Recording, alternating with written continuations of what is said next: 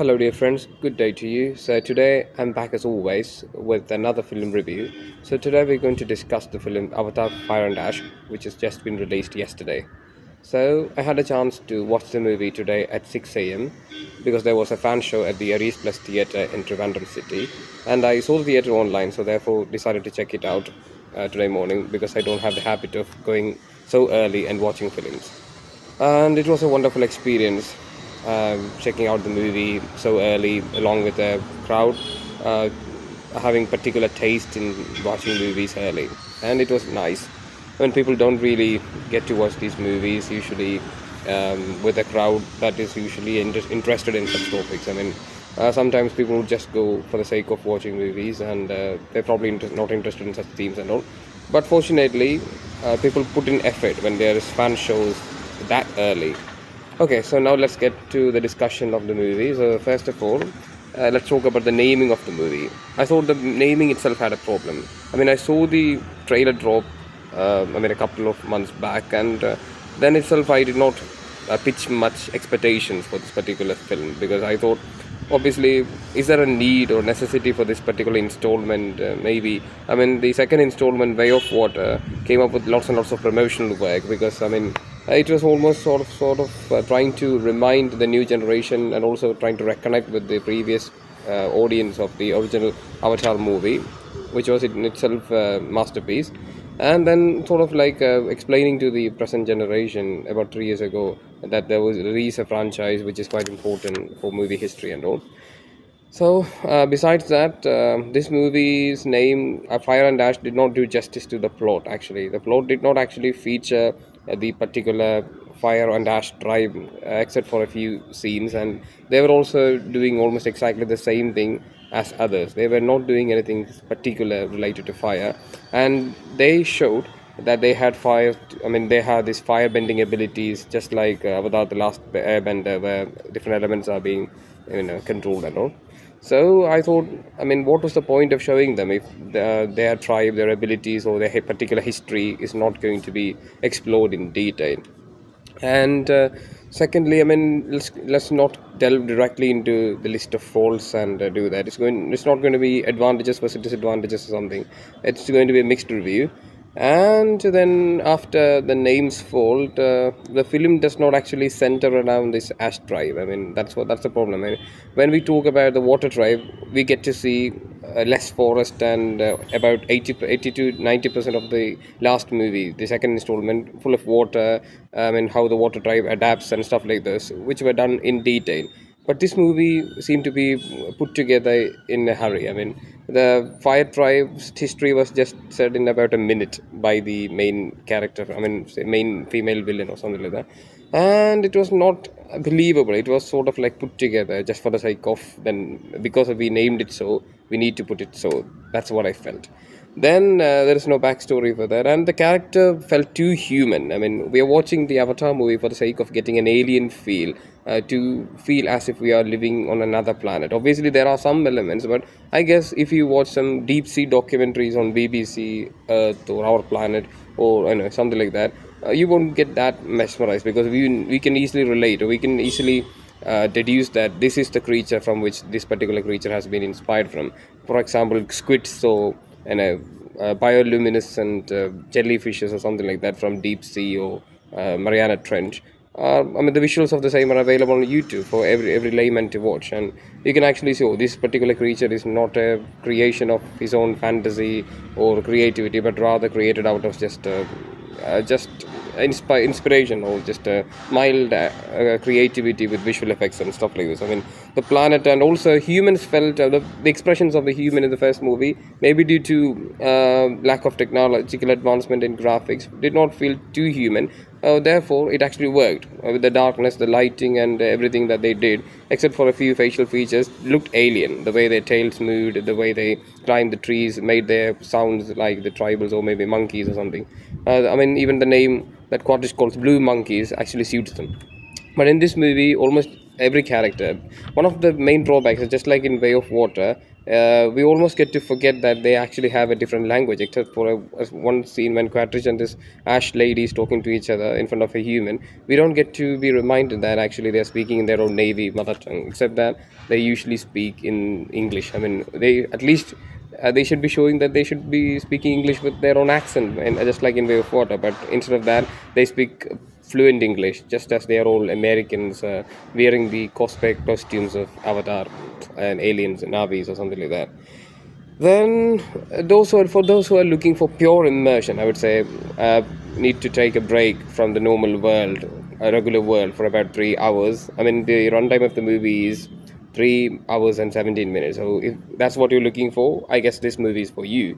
And it's an Avatar movie after all, so we are mostly there for the visuals and not particularly for the story. If you are watching it from a film festival or just like intellectual film perspective, it's not going to work for you because there's no depth of character or there's no layered storytelling with the subtle acting or nuanced expressions or dialogues or framings or anything like that. It's just a movie where you get to immerse yourself in a foreign world for about 3 hours, and that's it. So it works well in that way. But the first movie, if I would say, there was no parallel. It was a standalone movie with its own unique characteristics. I'm talking about the first movie here.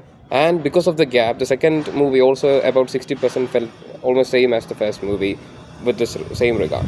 But I would say the third movie did not work from this regard because people were already familiar with graphics and advanced visual effects and stuff like this. I mean, there's nothing special to this.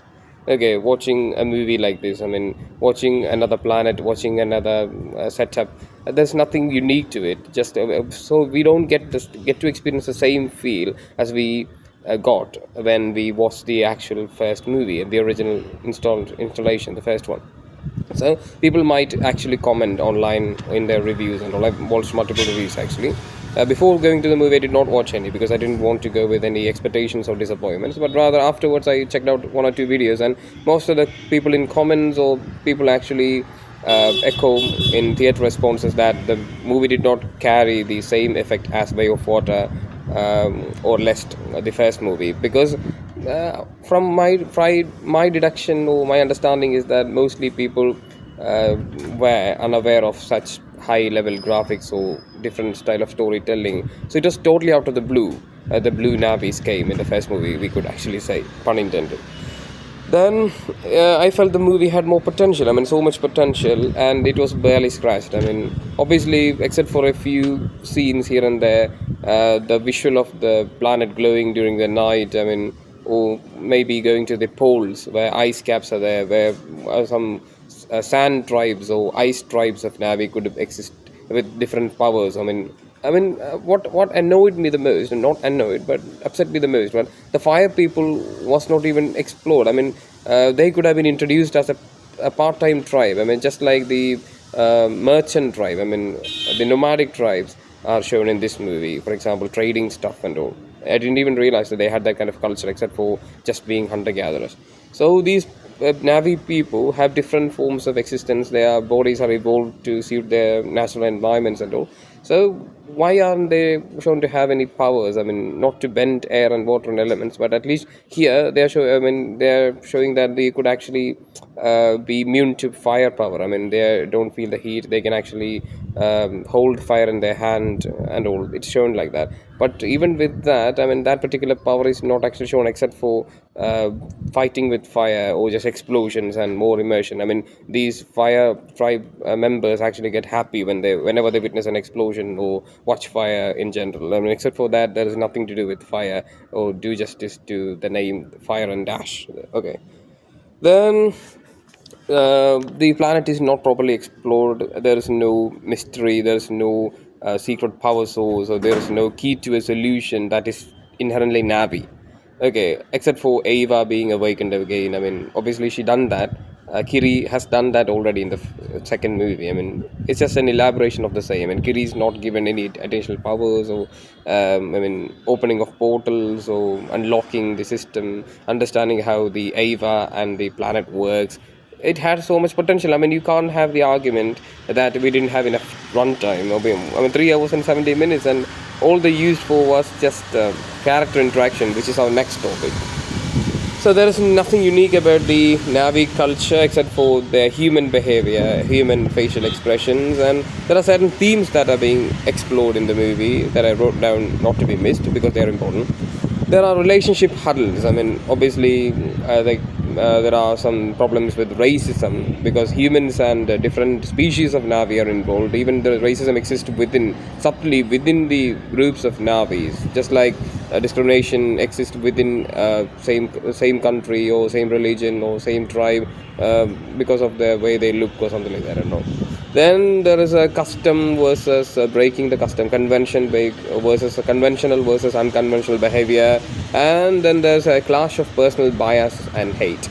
Okay, for example, Neytiri has a particularly infamous hate towards humans, which we could witness in the full version. I mean, the director's edition of the first movie, where it is shown that Neytiri's sister got killed in a human ambush, a sort of attack shootout, and therefore humans are despised by Neytiri, and that's shown here against one particular character. I mean, there's not many spoilers and all. It's not going to reveal a grand secret or anything. So if I have to say, I'll say. But obviously, for those who are waiting to watch the movie, I'm not gonna spoil the stuff.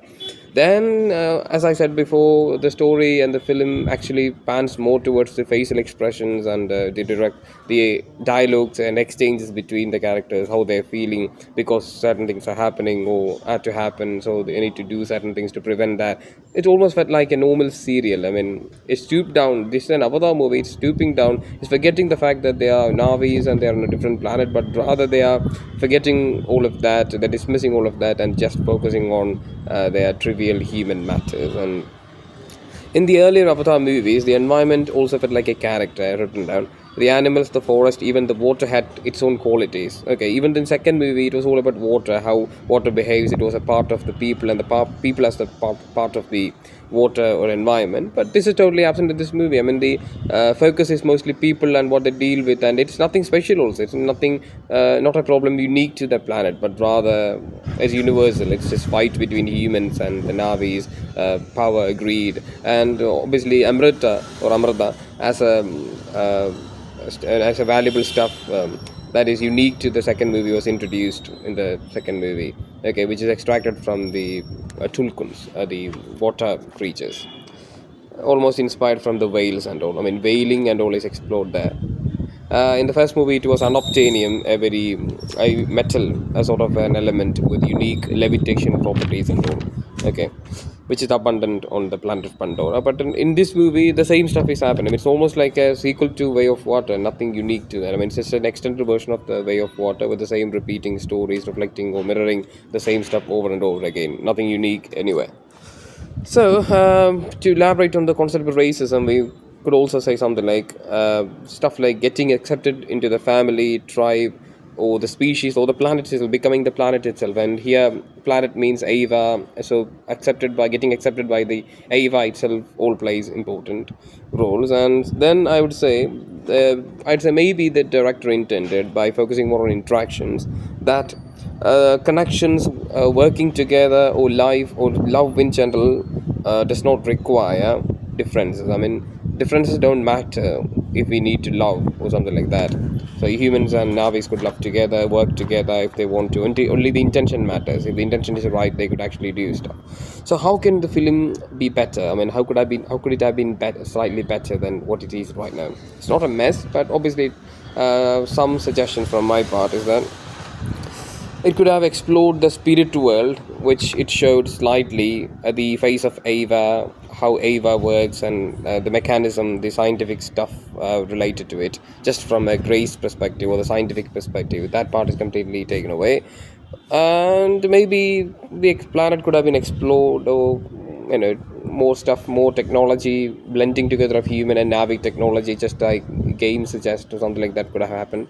And apart from that, Noam and other scientists are still there, so they could also have been explored further. I mean, how Navis are learning to adapt the human culture. I mean, it almost felt like a regular human story. I mean, it did not have any structure. When I think about it, I actually feel that it is good, because in normal life we don't get to experience drama. Life is mostly unstructured, non-linear, unconventional. So we were given a perspective into what's happening on Navi right now. I mean, as if we are peeping into their private lives and what's happening there. It's almost felt like that, not like a story or not like a particular movie. So from that point of view, I guess it works. So that's all about the movie. I hope you go and watch the film and enjoys it. And yeah, that's it.